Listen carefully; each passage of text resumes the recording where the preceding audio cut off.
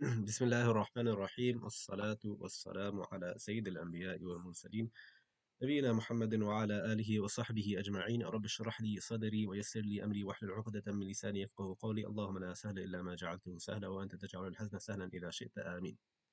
Okay, so we, alhamdulillah, hope everyone had a Eid Mubarak, first of all, actually. Let me just say that to the brothers, and to the whoever is listening, inshallah. Eid Mubarak. I hope you guys had a wonderful Ramadan and Eid.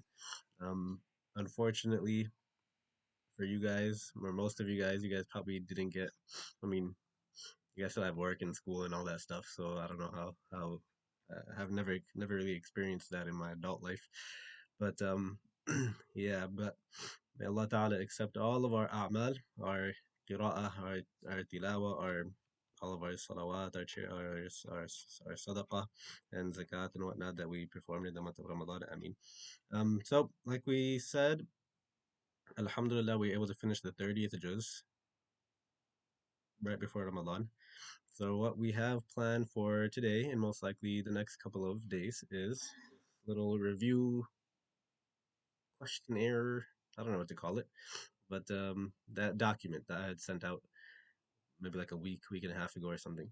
So we can just go through these questions. It's basically just like some of the main actual tafsir discussions. Like as you could see, the first two actually are what are the different opinions, what's the preferred opinion for ayahs 1 and 2 of Surah Al-Fajr, and as well as if you look at, for example, in Surah Al-Layl, we spent like a day or maybe even two sessions or something on talking about the transgender movement and stuff like that, or slavery in Islam is another thing in Surah Al-Balad, as you could see, the second bullet point. So that's pretty much the whole document. If I missed anything, please feel free to just shout it out when we get to that passage, inshallah.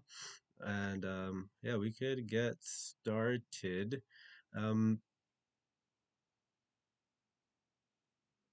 I guess you guys could just shout answers out, and if there's no answer that is shouted out, I could provide the answer. So I don't want to drag this out. And as you can see at the end, it says miscellaneous discussions. So that's stuff I don't think I ever mentioned before. So that'll just be stuff that's, I guess, purely lecture based, I guess. Um, is the ordering of the Quran man made? I don't know where I thought of that from. Sihr and the black magic discussion, which we would have probably discussed with Surah An-Nas, Surah Falaq, and that stuff. But because it was the last class, and we were already at like the 1 hour mark, I just cut it short. We could just talk about that then at the end of this, after we're done with this document, inshallah.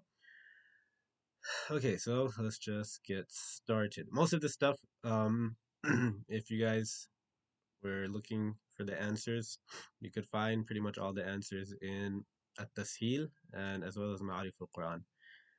So those are really, really, really great in my opinion. Actually, I was actually talking to someone during the i'tikaf. I think I saw you there, i'tikaf, or maybe not i'tikaf. You were just at DS, Arsalan. You were sitting in the what's that thing called? Like what's the center? The thing between the two buildings, the courtyard. Sorry. Okay, brain fart. Yeah. It was like two. It was like midnight, dude, and you were just sitting there giving. I saw this man just talking about Allah Taala. The lights were flowing down. I was like, Subhanallah. I was like, I don't want to go over there, ruin the whole vibe. So I just went inside, and then I didn't want to.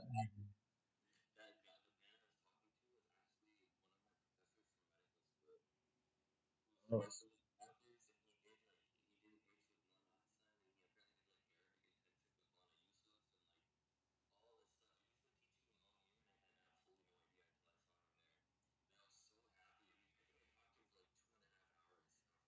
nice.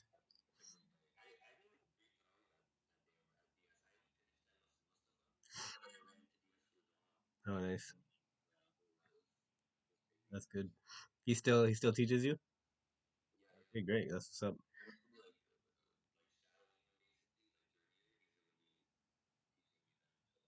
Inshallah.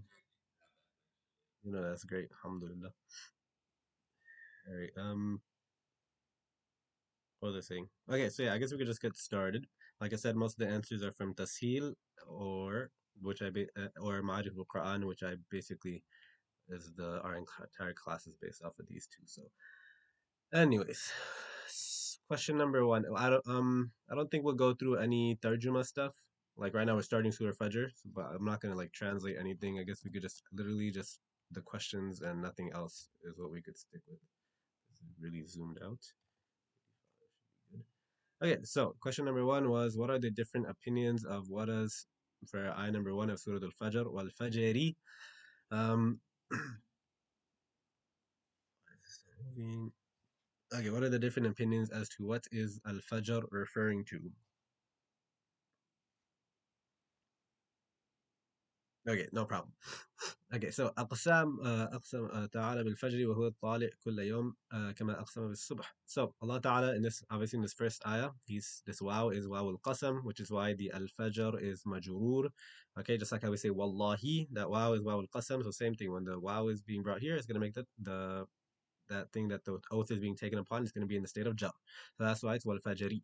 So now what is this? What is this referring to? So waqil arada salat that what is what's being intended here is talking about the salatul fajr or waqil arada an-nahar kullah that what's being intended here is the entire daytime. So it's not just the when we say fajr, we think of this like when the sun has now the light of the sun is now beginning to shine through the horizon, even though it might, the actual disk of the sun might be below the horizon, but the light is now coming through. So what it's saying is that this word fajr, although it's specific to that time, what's being intended is the entire daytime. Fajr, so it's the third opinion is that this is the Fajr of the day of Jumu'ah. The fourth opinion that this is the Fajr of the Yawm al-Nahr. Or the fifth opinion, the Fajr of Dhul Hijjah. ولا دليل على هذه التخصيصات. And then, but he very wisely says that there is no dalil, there is no evidence for any reason for us to be specifying, like for example, Yawm al-Jumu'ah, Yawm al-Nahr, Dhul Hijjah. Okay, so wal fajr, we could just take it in the very general sense of that specific timing of when the light is now beginning to break through the night. Now, to counter this, ولا دليل على هذه التخصيصات. Why does he say this? Or why? Let me rephrase that. Why? Where did people just come up with these different opinions of Fajr Yawm al Jumu'ah or Fajr Yawm al Nahri? Why are people saying that this is actually specifically the Fajr of the day of Jumu'ah or the day of Nahar or something related to Al Hijjah? So then that comes up with, um, for example, Mufti Shafi. He brings in a whole bunch of different riwayat, I'm assuming from Tabari, about how, for example, Sayyidina Ali bin Abi Talib and Ibn Abbas ibn Zubayr say that it refers to the word in general, Fajr time in general, whereas according to another narration of Ibn Abbas, it's referring to the Fajr on the first of Muharram. So now these different opinions of like the Sahaba or the Tabi'un or the great, really great scholars of tafsir from the really early generations. Obviously, they weren't just pulling stuff out of their back pocket. Like the reason that Ibn Abbas is in one of his narrations is saying that this is referring to the Fajr on the day of the first of Muharram. He's not just pulling like he can't just think of that on his own, right? Maybe he drew some conclusion from other ayat of the Quran, but it's also possible that this is something that he heard from Nabi sallallahu alaihi wasallam. Right, this is something that he heard from Nabi sallallahu alaihi wasallam, and therefore he's sharing it. So that's why it's possible that these takhsisat, these different specifications as to what exactly this fajr is referring to, that's possibly why these different opinions come about. وقيل الآراء إن في وهذا بعيد والأول أشهر وأظهر. So he says that the first opinion, um, which is that this is referring to like the Fajr time, Salatul Fajr. It's referring to that restricted time, and it's not extending throughout like the entire daytime, for example, which was the second opinion. He says that that is the preferred opinion. So that answers both questions on question number one. Question number two, I believe, was basically what are the same question. What are the different opinions for Walayal and Ashrin? And what's the preferred opinion? I don't even think he prefers something actually. However, we could he Tasil doesn't mention any preference, but I believe Mufti Shafi does, so we could check that out in a second. So what are the different opinions for Walayal and Ashr? هي عشر ذي الحجة عند الجمهور. Actually, this is what he's preferring, sorry. That this Walayal and Ashr, the 10 nights, and by the 10 nights, Allah Ta'ala takes an oath by the 10 nights, and he says that these are the 10 days of Dhul Hijjah, according to عند الجمهور, according to the majority. The majority say that this is Walayal al-Ashr, referring to the first 10 days of Dhul Hijjah. Then some say that it's referring to Ramadan, the last 10 nights of Ramadan, or even the first 10 nights of Ramadan, or some 10 nights of Ramadan. Some say that it's referring to Muharram because in it is Ashura, which is again a Mubarak night. So you know this again, you can see what where these different opinions are coming from in this situation because Walayal and Ashr, it's you could logically think of, hey, yeah, it could be Dhul Hijjah, it could be Ramadan, because they're all Mubarak months. They all have the various ahadith that talk about how blessed and how sanctified and how virtuous certain time periods are. So that's why people may come up with these specifications as well. Mufti Saab says,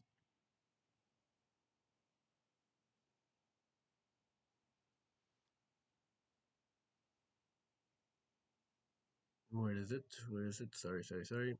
Yeah, so now he says, now he brings who says what. He says, Qatada, Mujahid, Suddi, Dhahak, Kalbi, and other leading commentators say that the 10 nights refers to the first 10 nights of Dhul Hijjah. That's where you get the specification that these great, great, great scholars, the Tabi'een, are saying that this is, or according to say, Ibn Abbas as well, these people are actually specifying that this ayah, وَلَيَالٍ عَشْرٍ, although Dhul Hijjah is not mentioned anywhere, they're the ones who are reporting that it's referring to the nights of Dhul Hijjah.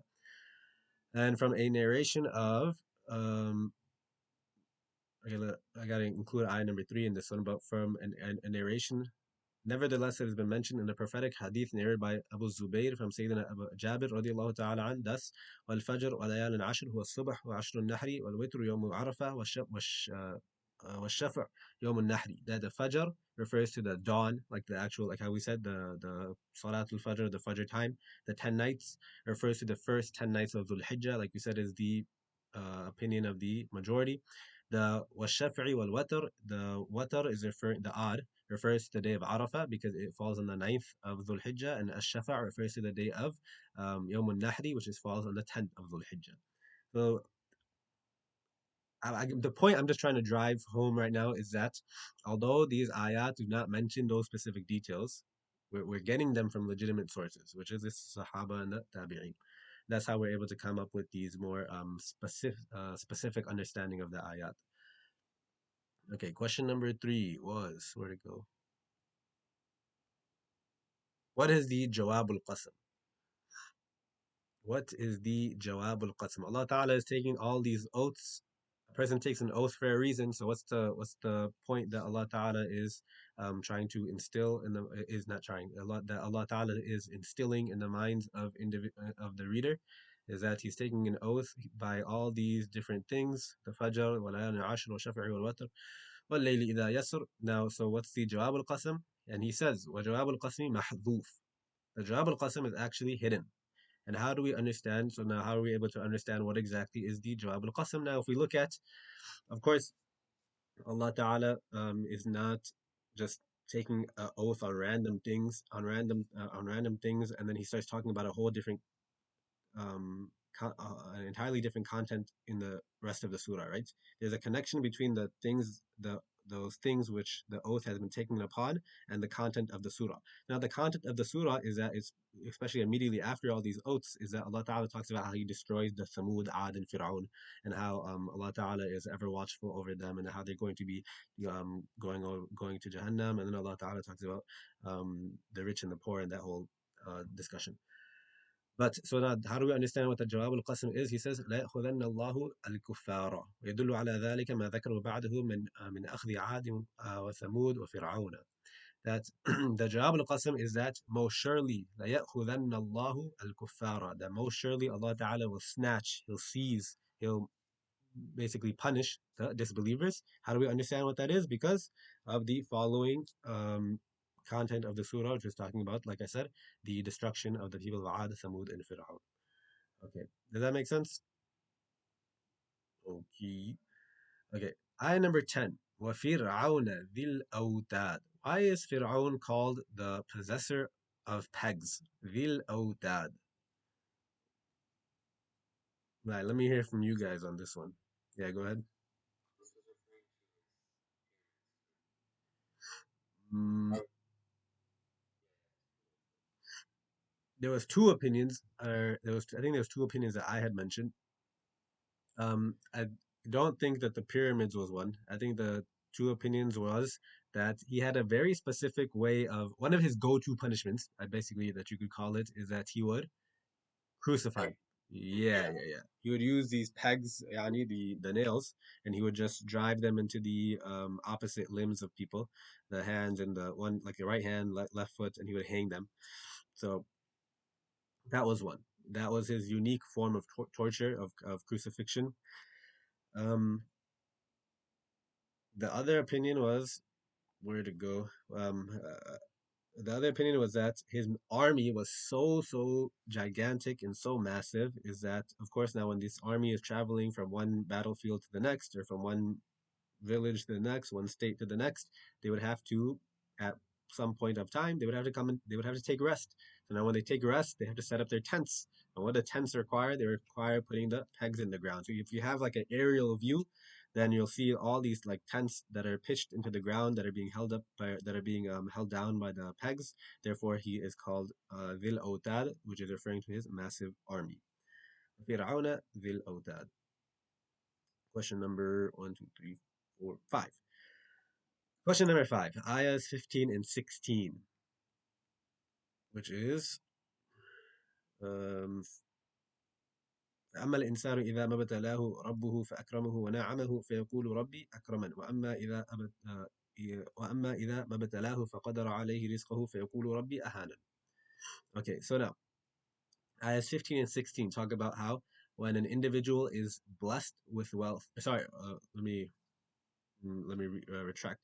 When an individual is tested with wealth, إذا ابتلاه ربه فأكرمه ونعمه, and his Lord honors him, ونعمه, and he grants him all these different blessings, يعني through the medium of wealth and through the medium of this person being successful worldly, having worldly success, this person will say, فيقول ربي أكرمن. How would you translate this? فيقول, what does this individual say? فيقول ربي أكرمن.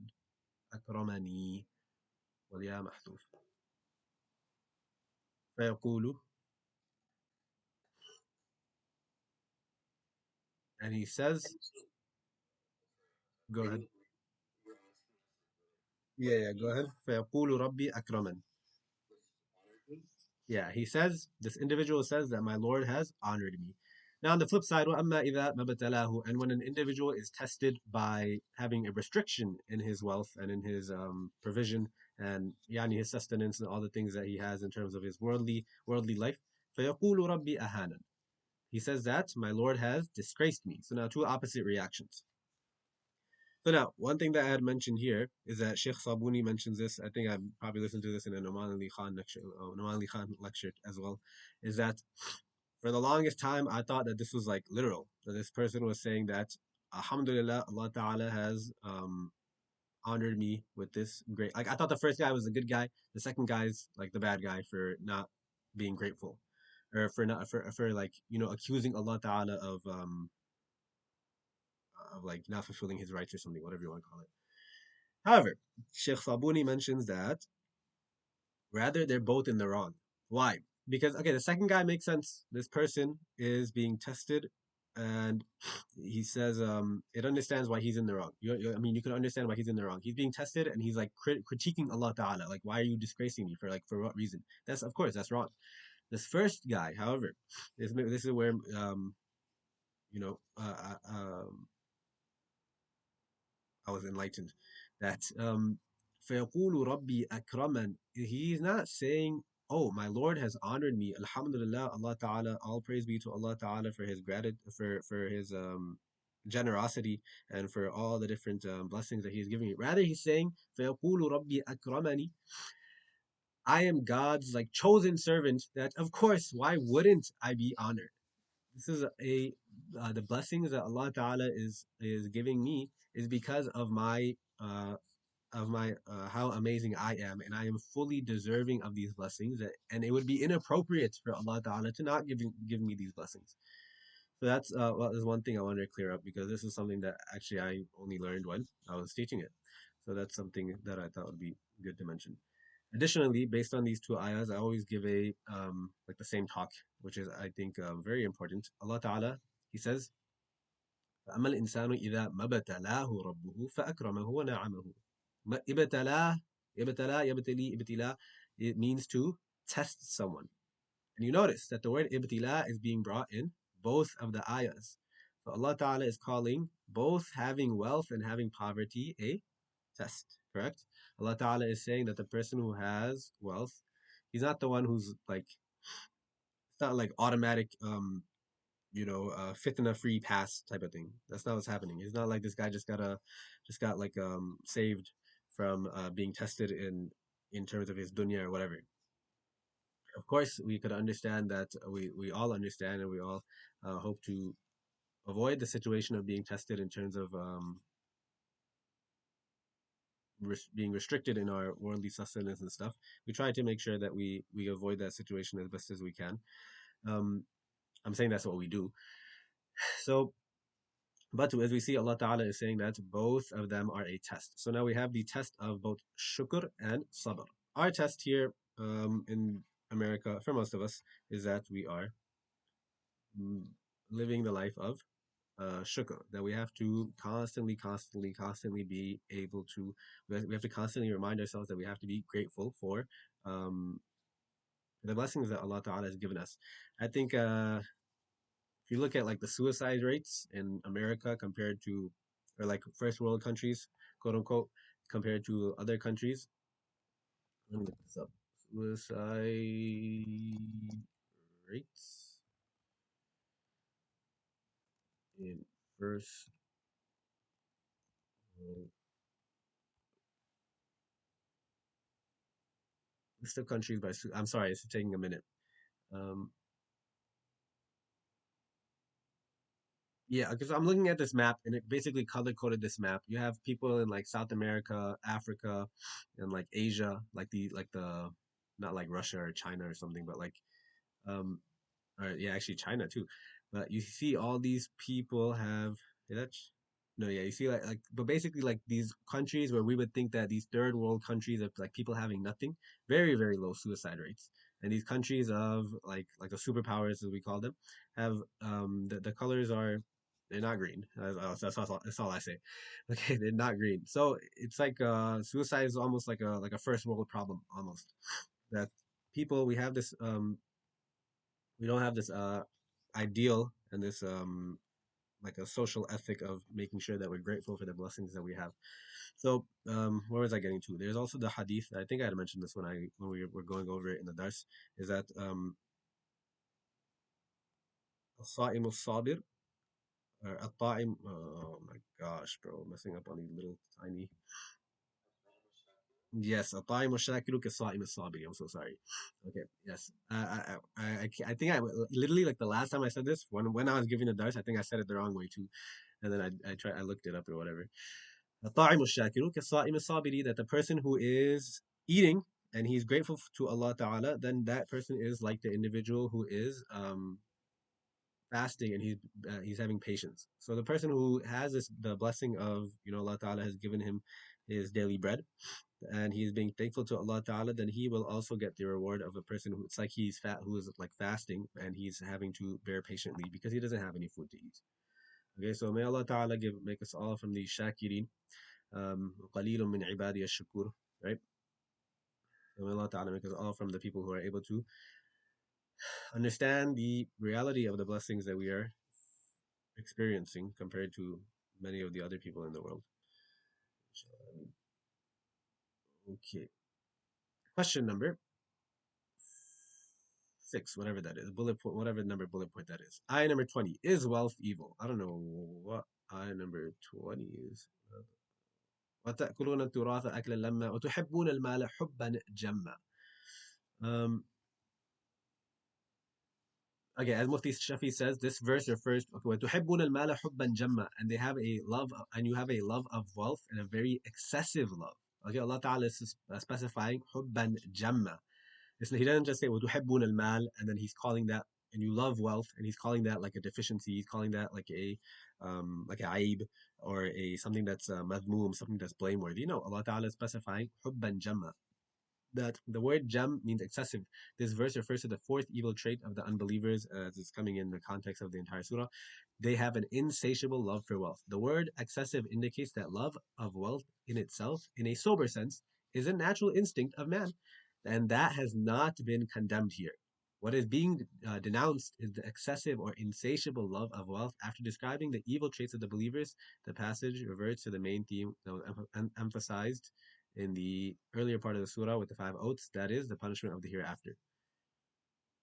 Okay, yeah. So that's just pretty much what I wanted to get to. We have this kind of idea sometimes. I don't know, maybe you guys heard it here with like Desi folk. Perhaps you may hear it with the religious folk as well. Is that like wealth is intrinsically evil almost? That's doesn't seem to be the case. I can understand that maybe some people kind of go on the excess, just to try to, you had to fight kind of, this is gonna sound bad, but in this context of me speaking about love of wealth, just in case it's not just the two of you listening. Context of speaking about love of wealth, we have a very excessive love of wealth, especially here in our material West. So you have to fight this extreme with the other extreme. Okay, you have to fight the extreme of excessive love of wealth with the extreme of like you had to just completely denounce it. Something so that although sometimes maybe Sufis or religious people do push this idea. I have a feeling that most likely it's more like a tactic, like a tactical strategy, as opposed to like trying to show you um like a holistic view of what the sunnah is or something, whatever you want to say. Does that make sense? Yeah, go ahead.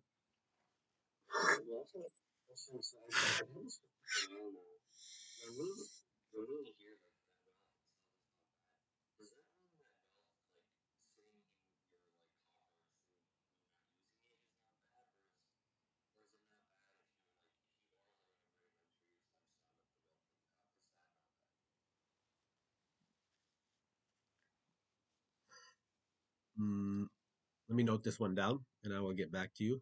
I remember I had a very long discussion with a Mufti Saab once with this, so I don't want to just. And I remember we actually didn't really come to a conclusion between those two. So maybe perhaps he has thought about it some more, and I'll get back to you. I think no, never mind. Let me not say anything. I think it'd be good just to talk to him one more time, and then we can I'll just share what he says. We had a very very long discussion about this. Okay, money being intrinsically bad, saving money or doing it. I will say that, of course, there is such a thing. Even although I'm saying that like wealth is not intrinsically bad, there is still such a thing as an excess use of wealth, right? As we are just seeing in the ayah. What that um what that what exactly is that line? I'm sure probably there it's different, just like in place and in time and stuff like that. Um, so for a person to, let's say, I'll get back to you, man. I'm sorry. I'm so sorry. Yeah, Thoban, go ahead, bud. Yeah.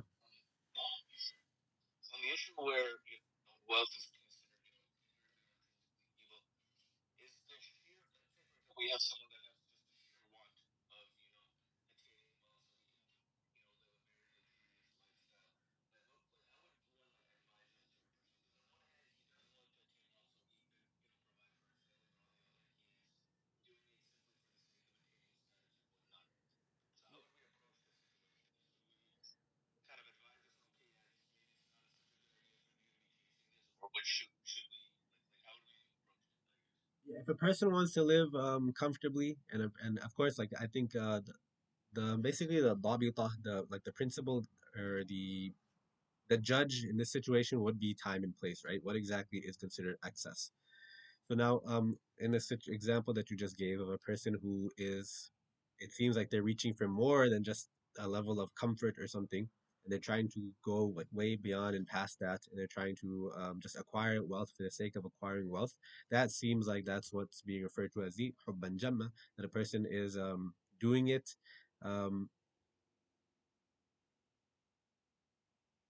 just way, way, way past the line of, even beyond okay, they want to live comfortably. They want to make sure that they have stuff in their savings. What else could you add to that list?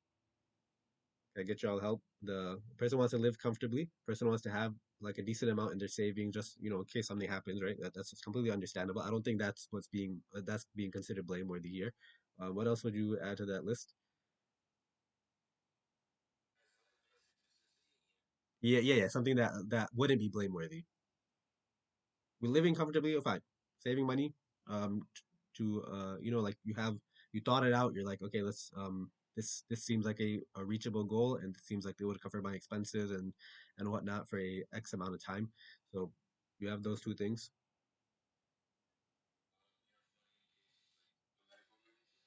Yeah, I'm putting. I guess I could put that under the whole saving money thing. Yeah, you have like your different accounts. There's like a HSA account or something. I think that's what it's called. Um, right? I don't know.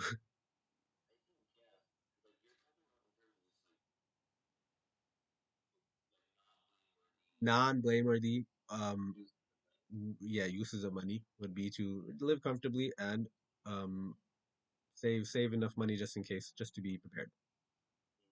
Is there anything else that you could add to that list?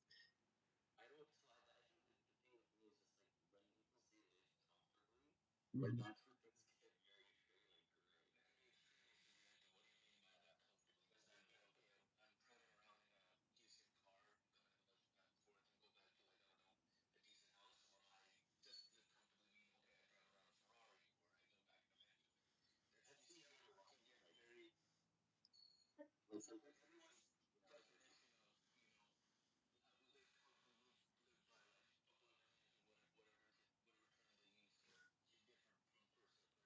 Mhm.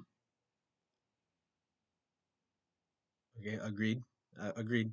I think anyone who says that a Ferrari is needed to live comfortably, though, is absolutely kidding themselves. No?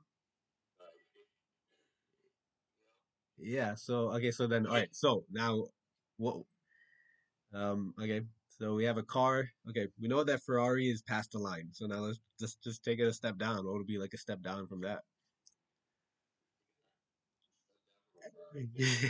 That probably, and I'm sure again, I didn't like actually mean that. I'm saying like what I think what would probably be the procedure of figuring out what does it mean to live comfortably is probably looking at the surrounding area, looking at the income of the people in a certain locality, let's say. Let's take we could even take surveys of how people are feeling, and it would require a lot of work. I don't think that's what I'm saying. It's like it's a tough question to answer.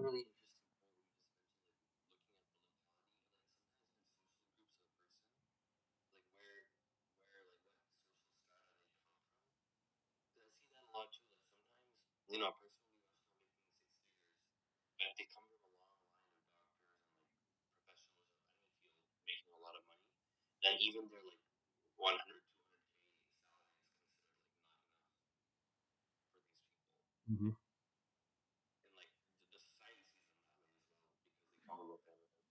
Agreed. And even in that masala that we did previously about the whole marriage thing, about how there should be kafa'a between a husband and a wife, that is taken into account as well. So you could, like I said, so there's a lot of factors of okay, so locality and time and place, like the area would be one, or maybe like a person's past financial history and their family's past financial history. What would what's something that they're used to?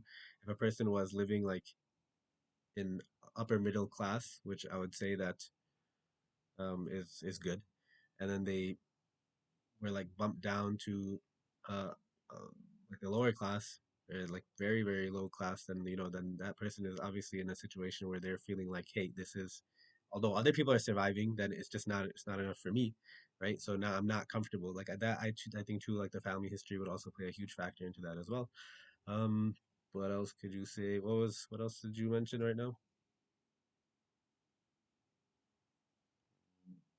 There is a lot of factors. As you can see, this is why the conversation got very long. I had a conversation like I think I was in like third year though, but I'm not recalling all the details, so that I apologize.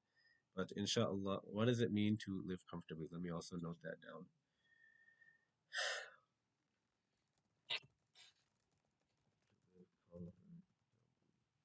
This will also be a question for a mufti too, because considering that person's this is like it's really a fatwa that we're asking, that would it be permissible for a person of this social status, this a person of this level of income to buy this type of car, or is that considered like would that be considered like blameworthy in the eyes of the Sharia? If not, even if it's not like sinful, but maybe in terms of like the soul and like the tazkiyah aspect as well, would that be considered as something that's blameworthy in the eyes of the Sharia? So then you probably need a very skilled mufti and a who's also a someone who's a Sufi and a sheikh, which unfortunately you have neither sitting in front of you. So let's just move forward, inshallah. I think, like I said, although I'm not able to provide you guys an answer, I think it's good that we're able to bring up this question because this is something that like we're like socially trained to just say like, hey, let's just go for the highest paying job we can go for. Let's just go for especially like in our Desi community and Desi families, we're just hunting for certain positions, right? Whether it be like in the medical engineering field or even like these really high paying IT fields, and like where do you as an individual like just say like I don't need to chase more, like that's a question that people that I don't think people really ask themselves anymore, and they just kind of just have it in the back of their mind that like, okay, I just have to get to this level, and let- whatever I gotta do to make it happen, let's make it happen. And then that of course causes other problems, like a person could of course go through mental health issues if they're not fit for that like intense type of workload or something, or if it just doesn't work out, something else happens, and a whole other can of worms opens up, because we're just not, I think the core issue is that this like social conditioning that we have is in our they see families, maybe possibly even outside, is that we're just very materialistic and that we're just shooting for it no matter what. I don't know where that came from. Anyways, how do we understand waja arabuka if Allah ta'ala? Yeah, sorry. Go ahead, Soban. I don't mean to like slide past the question. I just don't know how much more help I'm gonna be to you guys. In all honesty,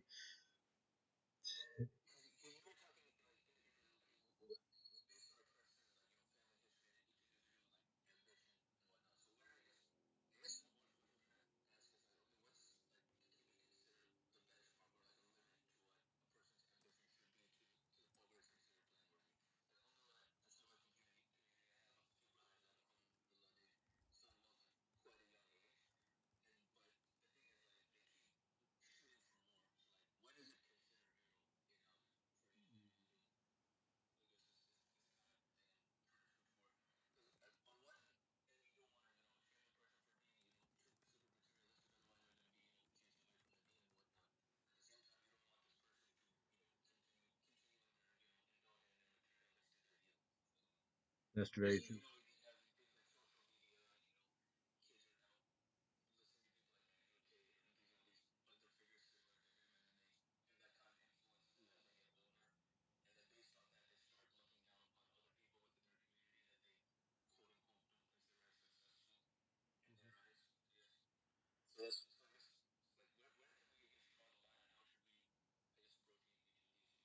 Well, I'll even take it a step backwards, like, or a step forward, maybe. But is there even a line? Let's say a person is in the sense that, of course, like there is such a thing as hubban jamma, right? Well, if a person is getting like a math, like multi-millionaire status type of wealth, and they're spending a lot of that wealth in terms of good causes, and they're doing a lot of good with their wealth, and they're obviously someone like, let's say it's someone who's like deendar, and he's just trying to get wealth just so he can to spend it on these good causes. Would that person be encouraged to not do that because just for the sake of it might corrupt him or something? That's also a question to ask. But yeah, I'll note this down as well. I can have this conversation with some of my coworkers, my scholar coworkers, who are not 1 year graduates from 1 year ago like me. Um,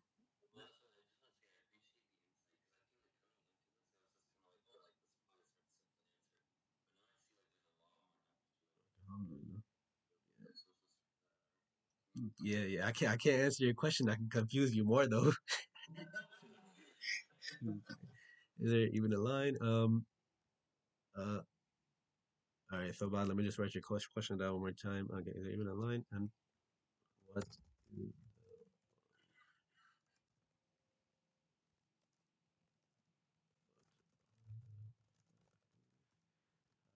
It's also very twofold too. There's a sense of like the fiqh behind it, as well as like the spirituality aspect behind it as well, which is interesting. Because it's crazy. A person could have like very little wealth, compared to. I remember there was this an individual who I'm very close to who used to make $75 every 2 weeks, and he thought he was like based off of getting like no money from before. He's like, bro, I could eat out every single day, or every other day at least. I'm the man right now. $150 a month. Like, and then he wasn't paying for the gas in his car. He wasn't paying. Like he lived with his parents and stuff. Okay, and he's like, dude, $150, man. It's just like you feel like you're on top of the world. That's hubbul man. How is that not hubbul man? Okay, and then you can also have people who are on the other, like literally the opposite side. People who are making a lot of wealth, but then it means nothing to them. And then that's how you see someone like the rich Jamatis, right? They're sleeping on their king size bed. They're sleeping on the floor. It's the same. They're eating cream cheese and honey in the on Duster Khan with like nine other smelly dudes, or they're with their family eating this nice breakfast. It's the same exact thing to them. Anyways, sorry I wasn't able to help out too much on that one, but inshallah I'll get back to you guys. It's a good question. Is wealth intrinsically evil, and what exactly is like the parameters? And this is something that we should be more aware of, especially when we're growing up here. I number 22. وَجَاءَ رَبُّكَ وَالْمَلَكُ صَفًّا صَفًّا. Allah Ta'ala says, وَجَاءَ رَبُّكَ. Normally we would translate this as, and your Lord, and the Lord will come, and the Lord will come forward, he will arrive. Okay, but now how do we understand وَجَاءَ رَبُّكَ if Allah Ta'ala is not bound by space? وَجَاءَ رَبُّكَ. This is, I read this last time as well. Is that, yes, go ahead. Yes. Okay, now, great, great, great. Okay, so now this goes into actually a deeper discussion.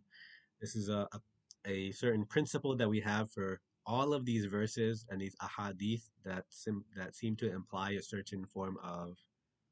Is it okay? Is there any possibility that it is possible that what this ayah is referring to is that Allah Ta'ala is arriving in a bodily form?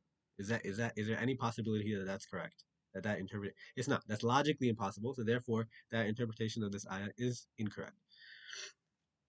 Allah Ta'ala is arriving in a bodily form. Okay, that's just not right. So now what are we gonna do? We have two options. Or it seems, sorry, let me rephrase that. It seems like there's two extremes that people might go to. Either they outright reject the ayah, right? They outright reject the ayah because they say, oh, it doesn't make sense, or they take it literally and they say that yes, Allah Ta'ala does have a bodily form. Now, if you come in the middle, you have another two options. You can say that Allah Ta'ala said it, and like I know it's not. I'm not rejecting it, nor am I saying that it's literal. I'm not saying that Allah Ta'ala has a body, but whatever He meant by it, It's not like I know exactly what Allah Ta'ala intended, but I'm not gonna be brave enough to make a statement as to what exactly the interpretation is. That is what we call. That's basically what we call tafweed. Tafweed. Okay. Um, where you're basically just like um you believe in it, Allah Ta'ala said it, and you're just gonna be like, all right, let's just leave it at that, pretty much. Okay, that's called tafweed. This was mainly as Bajuri says, this is mainly the approach of the Salaf, the very, very early generations of our Islamic scholarship. They would take this opinion or let's take another example. Allah Ta'ala says regarding His yad. Yad, we normally translate it as hand. Now, is it possible for Allah Ta'ala to have a like a palm and five fingers? That's not possible. So what are we going to do? Are we going to reject the ayah? Of course not. Are we going to say that Allah Ta'ala does have a hand? We can't do that either. So now what do? We have to come somewhere in the middle. That He said it. I know it's not this. I know it's not this thumb and these four fingers and my palm and all this stuff with the skin and the limbs and the blood going through. I know it's not that. I don't know what exactly He meant, but He said it. Like what am I like? There's nothing more I could do about it. So let me just leave it at that. That's called tafweed. Now the other proper way, another acceptable way is that we do ta'wil. Ta'wil, أول يؤول ta'wil. from باب تفعيل. Is that a person, you basically assign it a possible meaning. وجاء ربك. So now that's what you said. وجاء ربك وجاء أمر ربك. That the might and the command in Allah Ta'ala's going to be making decisions that day. وَجَاءَ رَبُّكَ وَالْمَلَكُ صَفًّا صَفًّا وَجِيءَ يَوْمَئِذٍ بِجَهَنَّمَ. Right? That Allah Ta'ala says that وَجَاءَ رَبُّكَ وَالْمَلَكُ صَفًّا صَفًّا. That the angels will come and Jahannam will be brought forward. So basically, what's the scene that's being painted is that people are now going to be judged. Who's going to Jahannam? Who's going to Jannah? So now we say وَجَاءَ أَمْرُ رَبِّكَ, and it fits with the context. You're saying that Allah Ta'ala is about to is his decision is coming and it's about to decide who is going into which place. That's called, we call it ta'wil. Now, those are two proper ways. The Salafiyah, the nowadays, not Salafis as in like the Salaf, but the Salafiyah as we know them, will say that ta'wil is not allowed. You can't do that. That's maybe I'm oversimplifying this whole thing too. I don't mean to be unfair to the Salafis, but this is, I'm not trying to keep it like a super um going to like a super high level academic thing right now. I can't, to be honest. Okay, so we have the Salafia will say that, or there will be there's people. Let me just have a, let me be fair and just say there's a group of people that say that you can't do that though. What are you doing that wheel for? You're just pulling this out your pocket. And we see that this was our the this was the practice of our Muslim scholars, of our ulama, of the pious and of the righteous for centuries. Like to say that it's not allowed, this is where you get people saying that, oh, Ibn Ghazali, mushrik kafir, dog, subhanAllah, like Hujjatul Islam, mushrik kafir. Like, what are you saying, dude? Right? I just saw posted that today actually. Some guy like, okay, so um that's the reason that there's a certain group present today that's going to be making like the takfir of this great scholar, that great scholar, of the Deobandis, or whether it be Ghazali or whoever else. So what I'm saying is that you could do both. A person, the Salaf would do tafwid. Why? Because they just didn't want to delve into something that they play the safe route. The Khalaf, the latter generations, what did they have to do? There was atheists, there was the philosophers, there was the Masha'iyun, the Peripatetics, and there was the all these other different philosophies and these people who needed more rational convincing. So this was the method, a very systemological, sorry, a very systematic method that they developed in order to explain these verses, so as not to fall into anthropomorphism, so as not to fall into any having any incorrect aqidah, right? Okay, so that's tafwid and ta'wil. Okay, I rambled on a little bit too long over there, but hopefully that made sense, inshallah. Yes, okay, great. Surah Al-Balad. What is the central verse which encapsulate this entire surah? What's like the one verse that you could say like the summary of this whole surah? Anyone?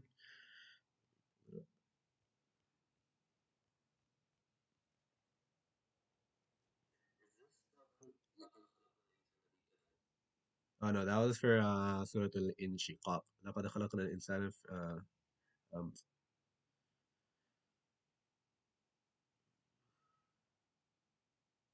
no, that was Surah Al-Inshiqaq. I'm forgetting the ayah right now.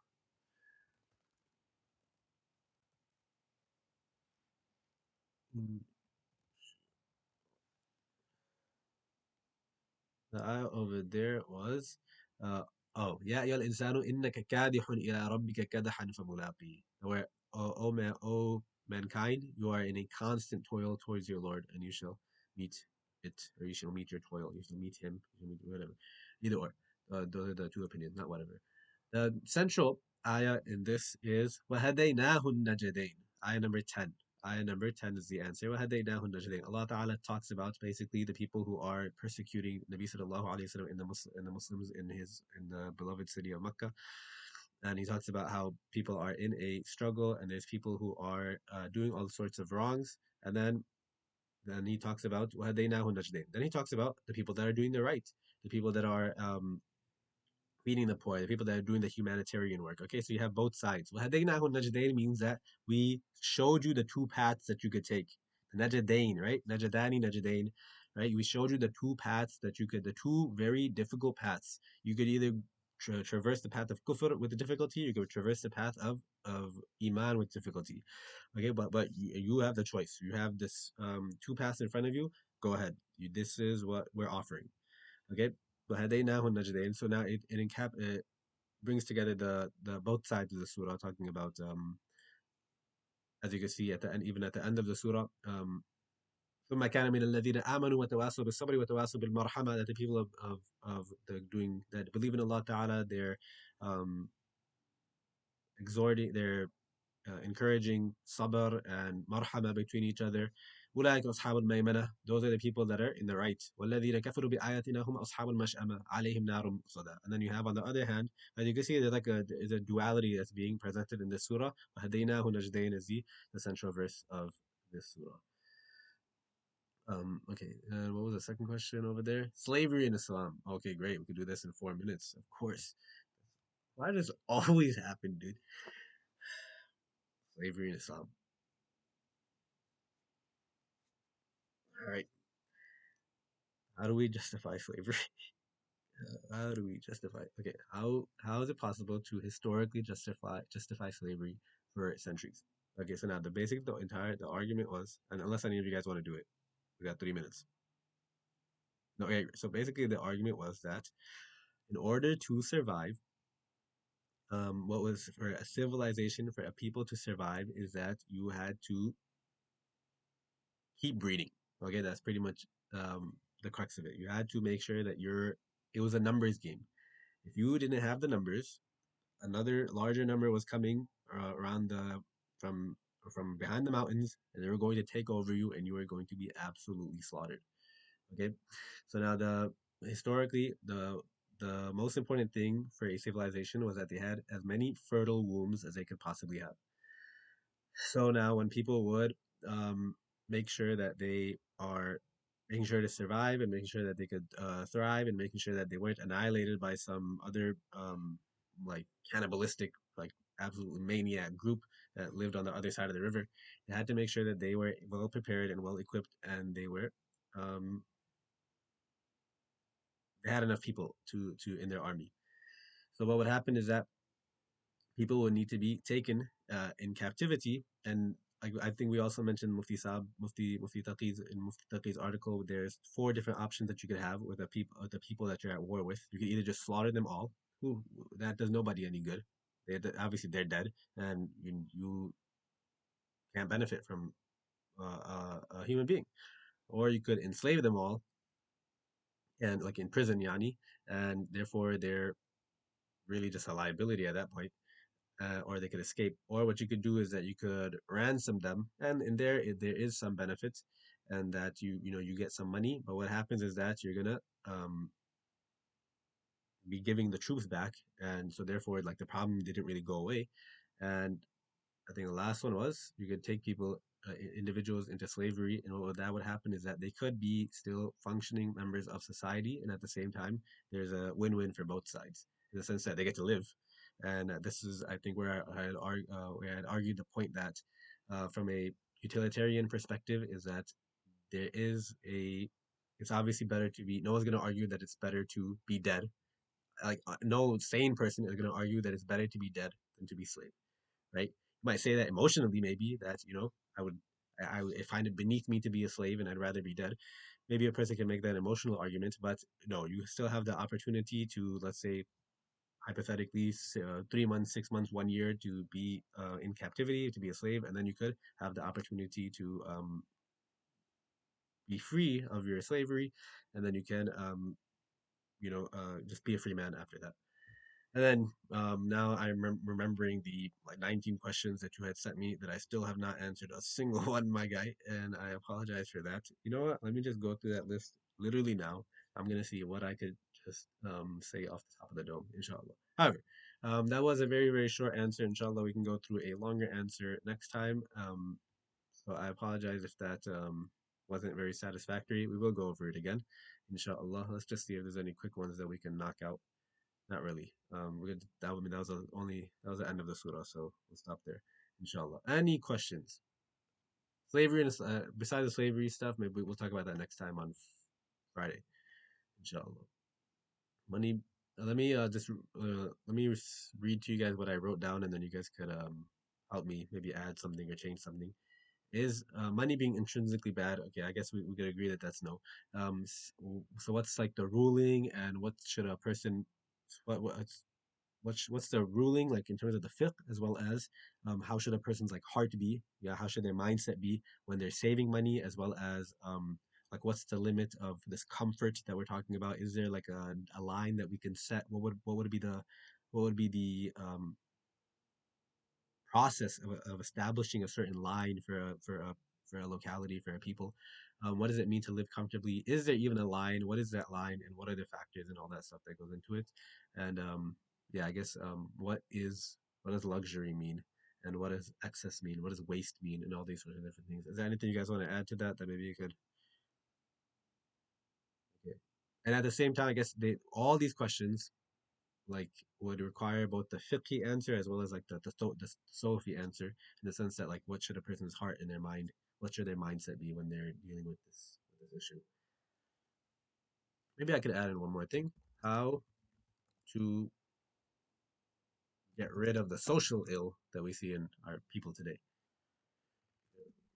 Rid of the social ill.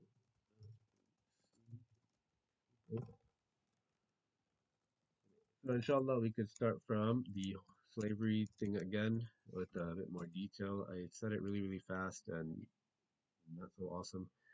So we'll start from there next time, inshallah. I apologize for any fault on my end.